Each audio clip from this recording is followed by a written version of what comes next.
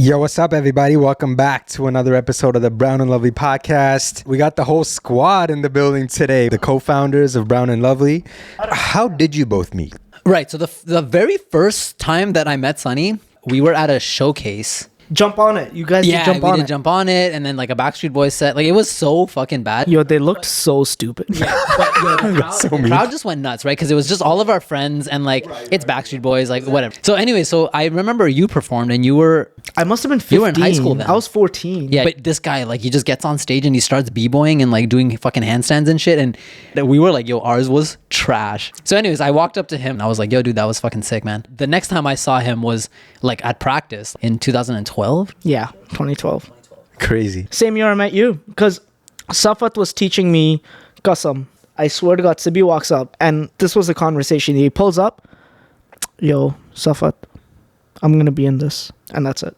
Yeah. If anyone could do that at Sibi, man, this guy had so God. much. You had so much street cred, bro. Like, bro, it's crazy. He had so much street cred. Any project that Sibi was a part of, other people wanted to be a part of it. Custom was special to me because number one, it was the last performance I ever did. I was on my way out. It was foam. I was just like, yo, I'm gonna miss out on all of this good shit, you know?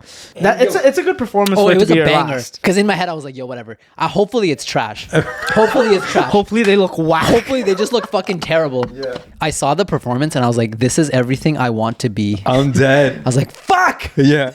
But it's funny how like dance was that common kind of string, was that common thread between all of us. You know, that's why Nax and like SA and all that stuff has such like a special place in my heart, because before all of that, I literally just grew up with predominantly white and black people. So it's like white, black, and Arab. And then I come to Carlton.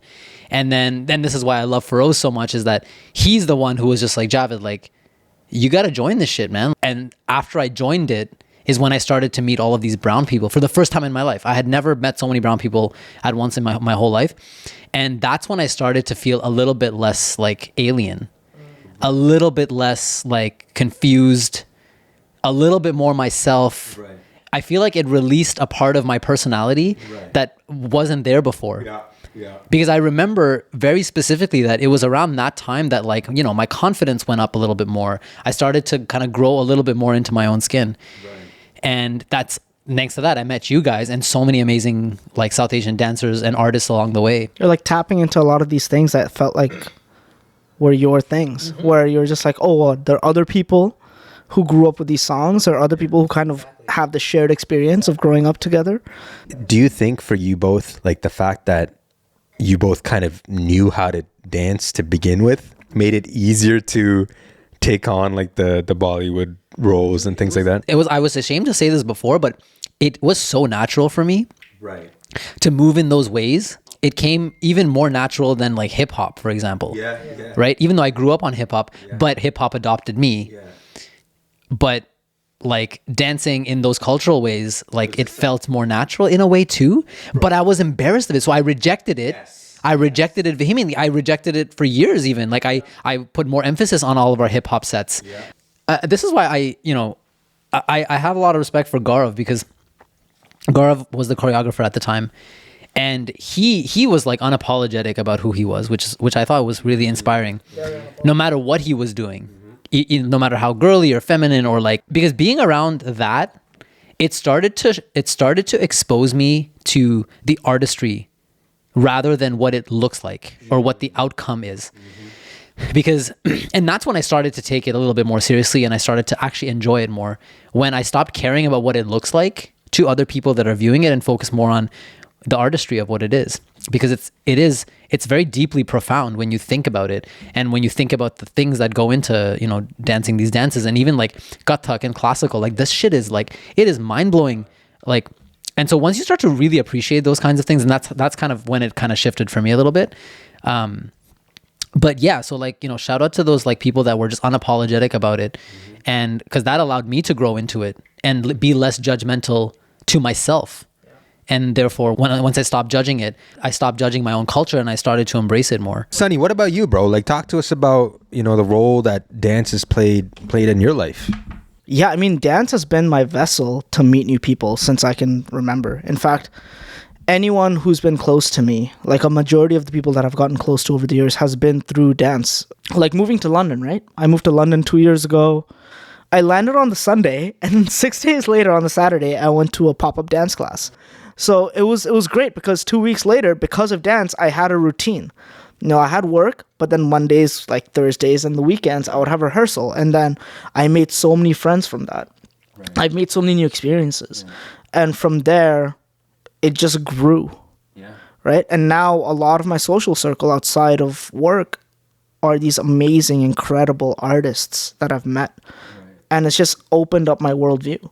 And so when it comes to dance, it's just such an organic way to meet genuine people. That's why I owe so much to this art form. Shout out to dance. Shout out to dance, man. And honestly, this is why it's so important, right? Because growing up, it was very utilitarian, right? Why would you spend time doing that when it isn't going to lead to something in the future? Right. I don't know about you guys, but I heard that kind of phrasing often, where it's like, if it's not going to bear fruit in the future in terms of like a job or whatever, like you shouldn't be spending time on it.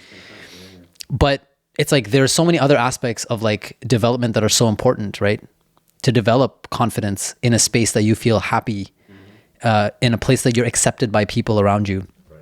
And like the value of dance and any art form really, or any community that tries to bring people together, like there's so much value in that, especially for people that are struggling with their identity, with not knowing where they kind of belong in the world because they're coming from all these different places. So like, it's such a significantly important thing to like, encourage your kids to join dance teams, to do art, to go to these classes, to meet people, and to carve out a niche and go to a place that will support you. And the confidence building goes so much further than just within that art form, right? It overflows into all aspects of your life. Because of dance, I'm more confident with strangers.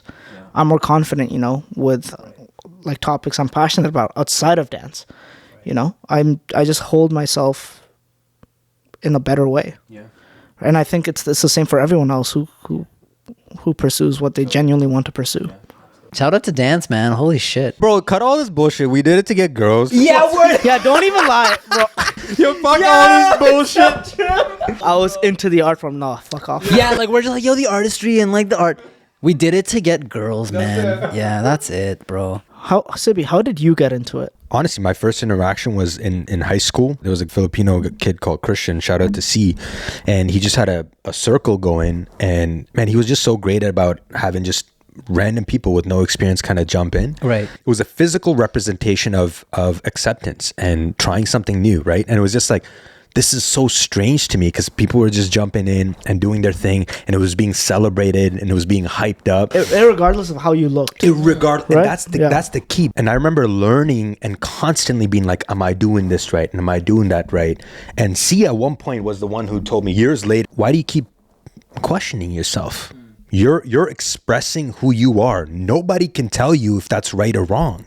That allowed me to be unapologetic about my expression through b-boying, I love that, yeah. I could be myself. Right. But doesn't that speak to how deprived we were to just be ourselves and to allow ourselves to express? And also, that's one side of it, but also the fact that our best efforts may never be enough, right? Because there's that whole stereotype. It's like, oh, you got a B? Why didn't you get an A? Oh, you got an A. Why didn't you get an A plus, right? Our best efforts were usually never enough. Yeah. So we were always looking around for like, am I doing it the right way? Yeah. And it's like, once that lid popped off, I felt enough.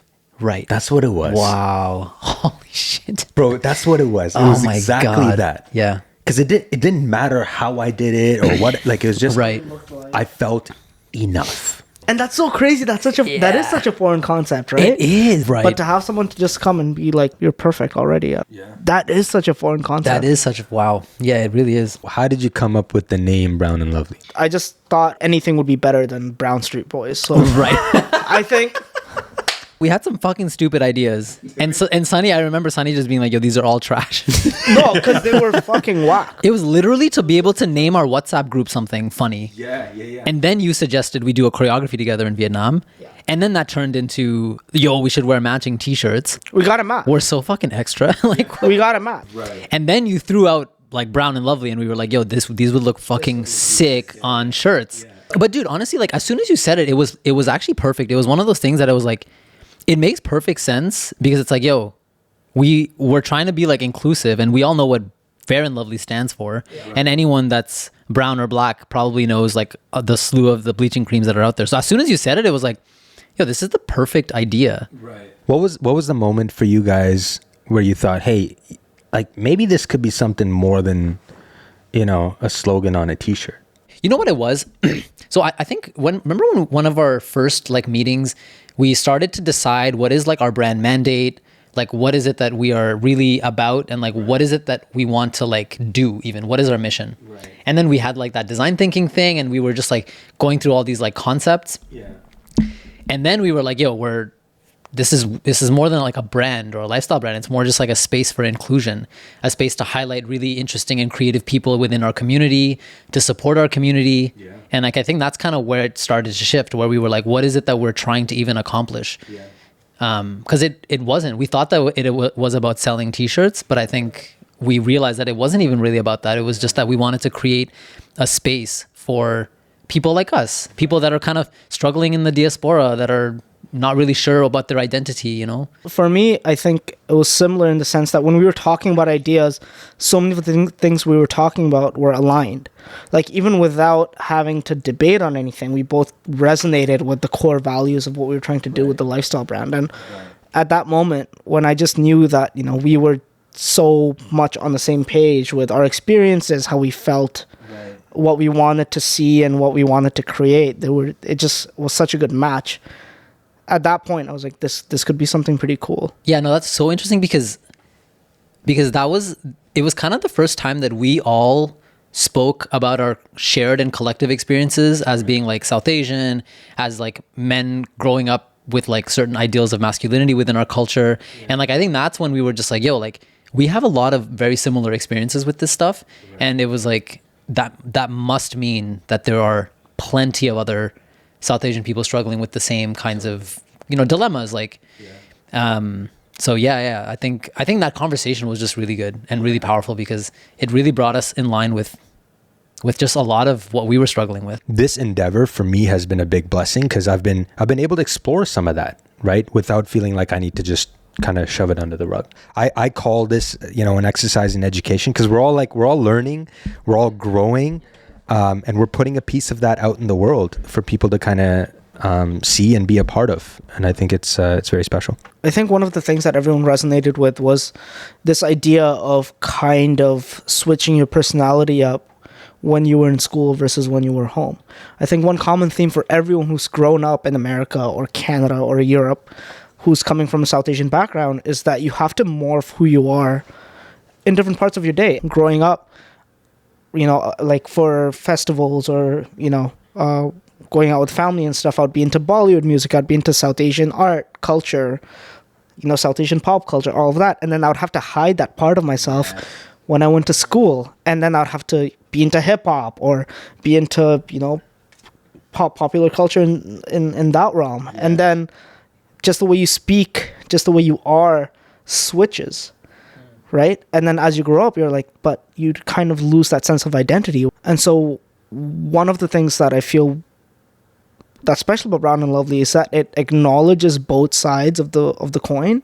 Right. And it tries to find a middle ground where it's okay to be a blend of both. Correct. And to be able to openly discuss it. I used to say how like the moment I stepped outside of my home, I was like a completely different person, you know, and you step back inside the house and it's just like, it's a different Sibi. It was like two different Sibis growing up. Do you feel like for you guys, those two worlds have kind of somewhat come together? Like, where are you in that journey of, hey, you know what, embracing both sides?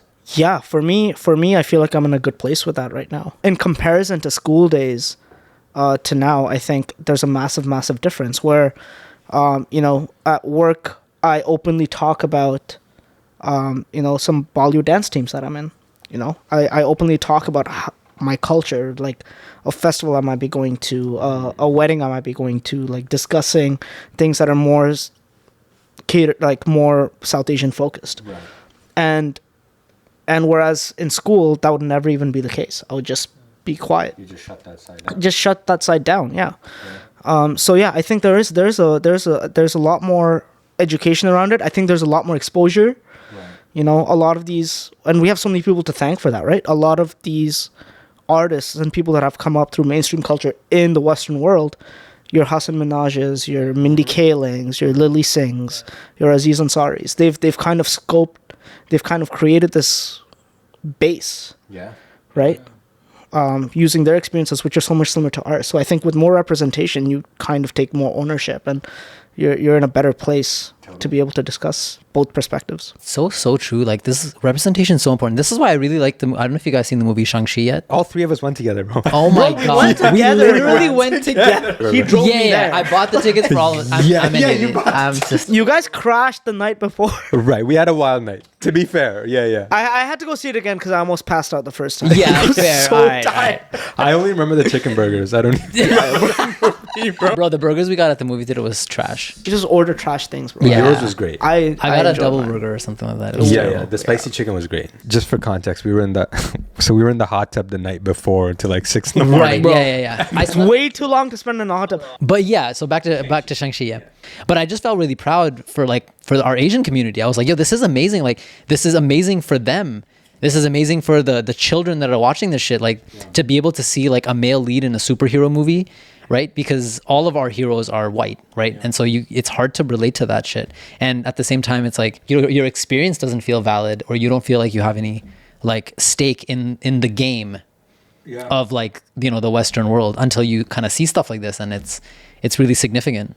I think that's why like Brown and Lovely, to me at least, it's really important, right? Because it's like, well, I think it's important that, you know, we're showing really like interesting people, or at least try to surface them to show like our community as well that like, hey, anything is possible. You don't just have to be relegated to being a doctor or an engineer or a lawyer. Not that that's a relegation, guys. But shout out to all the doctors. Mr. Aerospace Engineer over here. Yeah, like someone I obviously Explain yourself. But you know what I mean, right? It's not limited to this scope. Yeah. And that there are other options to be able to, you know, choose something that you genuinely do care about, and also participate in a legitimate way in our society, you know? What would life have been like if we did have a brown superhero growing up? We had Apu. Right. And we had, right. And that was like the gateway for every white person to just have like an okay card to be racist towards us. Like I'll leave a classroom, for example, to go to the bathroom, and like some asshole would just be like, okay, thank you, come again. And I would laugh, right? Because that's my defense mechanism. I would just laugh about it. Like that's all we had, right? So, I mean, how would it be different? I think a lot of that shit there'd be less of that, I think. Just think about what it was like growing up watching and seeing like white superheroes. As a brown person, like you legitimized them, you respected them, you looked up to them. Right. So inadvertently, and I think in some like psychological or unconscious way, you respect white people, you respect white culture, you respect and look up to that stuff. And that's probably why like we were never racist towards white people. And I didn't really know how to be racist towards a white person, I guess. So I think that kind of inverse effect would happen, where I think a lot of kids would see their like fellow brown people and wouldn't see them as less than, you know, they could potentially see someone also to look up to, also to see as their equal, or also see someone as like a legitimate member of their community. Which would have allowed us to not have to have this like dual personality, right? We could have embraced our full selves more. To be able to talk about things that excited us openly and honestly without fearing judgment. You know how in Shang-Chi, so much of the dialogue was in Mandarin because it just made sense for that dialogue. Yeah. And to be able to wear, you know, traditional Asian clothing, you know, to show those parts of that culture in a movie as mainstream as Shang-Chi, if that was a South Asian person, for us growing up, that would have made such a massive impact. At school, we would have probably been like, there would have been more curiosity. It would have opened up so much dialogue, and to see something like that would have been massively impactful. Definitely. It's a feeling of mattering, right? Like, I matter, you know, and you're totally right. I think without that representation, it's very difficult for kids to feel like they matter, you know? Yeah. And it's just that lens that they approach your culture from, because if every perspective that they have of your culture is from like a perspective of comedy, then they're going to kind of approach it in that same way. Like, because with Shang-Chi, like the thing that I noticed is that, you know, we were looking at Oriental culture, and it was approached in a very respectful way, right? In a way that as a viewer, if the direction or like the way that it's being projected to you is coming from a respectable way, you're going to view it in a respectable way. And then when the questions arise, those questions are going to be more respectable. And like you might approach, I might approach like the next Asian friend that I have and with questions, and I might approach it in a more respectful way, in a more empathy-based way, versus like our role models like Apu. Like it's entirely in the context of like of shame, mockery, comedy, stereotypes. Yeah. And so when people look at that, they're just like, yeah, like they're receiving it in the same way, and then they're going to dish it out in the same way. Even if they're literally just curious about the culture, they're probably gonna address it or deliver their questions in a way that's mockery. There's been progress, right? Oh, definitely. We've come a long way. What do we feel like is still missing? One of the cool things I'm curious about is to get the perspective of someone who's in school now. Like a teenager who's in school now, who's grown up with Never Have I Ever, or grown up with Hassan Minaj. I guess he's been around for some time, and grown up with some of the new perspectives. Right. Grown up with social media, where they're seeing a lot more representation for at least the good part of social media. Yeah. So I think a lot of progress has been made, and I feel like kids now, just based on what's happened, are probably way more open about their culture. Yeah, so I think like to answer your question, like just more of what's happening right now. And the other aspect of it, I think, is like a lot of the millennials that kind of grew up in both worlds are now becoming parents, right? So they're able to educate their children in a way that potentially is like kind of bringing together the best of both worlds.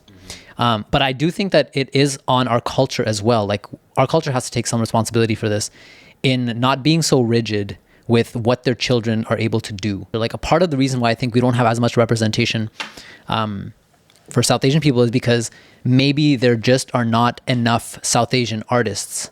Right. Maybe they're just not allowed to really explore that part of themselves, because we know that there is like there is boundaries within our culture, depending on how how restricting in an environment that you grew up. But there is that kind of that stereotype of the fact that we're only kind of allowed to be certain things. If we encourage our children, like children in our culture, to explore the arts, to try and be musicians, to try and be artists and actors, it leaves a bigger opportunity open for us to see more representation in mainstream media. And maybe I'm speaking in general terms, and I'm sure that things have changed a lot since we were children. But I know that when we were growing up as children, it was very discouraged. It wasn't even an option. It wasn't even something that went through any of our minds, really. And I remember, like, even during like my dance stint, and I know your parents were vehemently opposed to you dancing. I didn't even tell my parents that I was dancing or that I was doing art, and drawing and stuff like that, because I knew what would happen. It's the reason I stopped, right? Because my parents were like, no, you're not doing that shit. So I think that's also part of the problem, where I think an aspect of it is that we do have to take responsibility too. So Sunny, I know like you've been great about keeping in touch with just the creative scene. How are you seeing kids these days kind of, go after their creative pursuits, and how is it like in the UK? Yeah, in London, it's unlike anything I've really seen, because every single person I've met creatively has their own full-time job. And it's amazing that they're all doctors, they're all lawyers, they all essentially did what they were expected to do. But as soon as they got that job, as soon as they, secured that part of their life, they've gone all in on their creative endeavor. South Asian culture is so intertwined in the UK that when I first moved, it was so foreign to me. Right.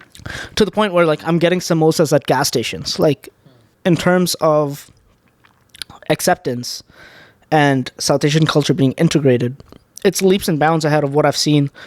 Maybe Toronto would be a good exception, because Toronto is such a big city and there's such a massive South Asian population. But if you compare it to other cities, it's not even close. Do you think that there's less confusion in their identities? Yeah, definitely. I think I've seen a lot of examples of people discussing these themes that we're trying to touch on Brown and Lovely, but it's been more or less from the female lens.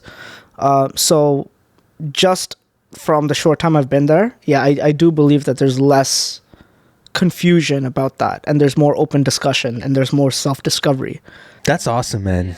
Because I'm just like, even I remember growing up and being obsessed with like breakdancing, but to find another like South Asian breakdancer wasn't a thing, you know? So it's like, even for creative pursuits, you had to make a choice, right? It's like, hey, I'm taking one step away from who I think I should be. And it was just a confusing thing, you know? And at one point, hey, like reality hits you in the face, and, you know, I went all in on my career and I forgot about everything else, right? And you lose it. And back to that initial question of why this for me now, and it is fulfilling a huge void, that creative void for me. It re-sparks that part of you. Yeah, but that's inspiring to hear, man, that you've got this generation of kids being unapologetic about going after both. You know, why do I have to pick either or, right? Where do you guys see the future of Brown and Lovely? I don't fucking know. Yeah, we've just been having fun with it, really. Yeah, It's just I care about this. All right, let's talk about it. You know. Yeah. That's it. Yeah, for me, I think it's about building a community. It's about finding like-minded people. It's about finding people who are kind of asking those same questions, promoting each other. You know, it's very much about having a safe space of South Asians who want to pursue what they genuinely want to pursue without judgment. And whether that's being a doctor, that's fantastic, or whether that's being a musician, or maybe art, or maybe you want to be a figure skater, maybe you want to do anything, to be able to have a community that promotes that acknowledges that, and that understands the side where you're kind of going against your social conditioning, where you're going against what everyone has expected of you. I think as a general rule, you know, an underlying theme for our experience is that it does feel alone and kind of alienating, right? Because you don't feel like your experience is being shared by other people, and it's hard to speak about these things. And so I think that's kind of my hope, is that we have this community or shared space where we kind of let other South Asian people know that, hey, you know, their experience is unique in their own way, but it's also a collective experience as well, and that they're not necessarily alone in their struggles. I think that's one of my hopes. And the other hope is that we bring in more men into this conversation of mental health. We bring in more men into this conversation of self-awareness, and just to be able to like try and kind of heal certain things within the community. And we can't have that if it's just women that are fighting for this cause. That it's just women that are, you know, that are talking about these things, that are brave enough to bring these topics to light.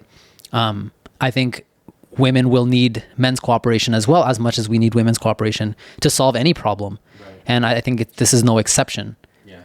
So I think my hope really is that we bring men to an understanding or to a level of awareness that we can kind of start to combat these issues and try to heal collectively. What about you, Sibi? I just want to sell some merch, man. Yeah. Can we just get some? Let's do it. Get some t-shirts rolling. Yeah, let's get some t-shirts rolling out. We need those Brown and Lovely t-shirts. Which is in the works, by the way. Right. So yeah. We got a storefront coming up soon. Yes, that's exciting as hell. But I'll say this, man, like I can't think of two more special human beings to be on this journey with. So I appreciate you, homies. And on to the next thing. Yeah, let's do it. Let's get it. Can't wait for the future. Also, if anyone if anyone watching wants to be part of like any of the artist spotlights, once a month we try to publish a story about, you know, an artist within our community. And if you want to be that person, give us a shout. And yeah, tell us what you want to see more of. Tell us what you want to hear more of. We're in this together. We're out. Boom.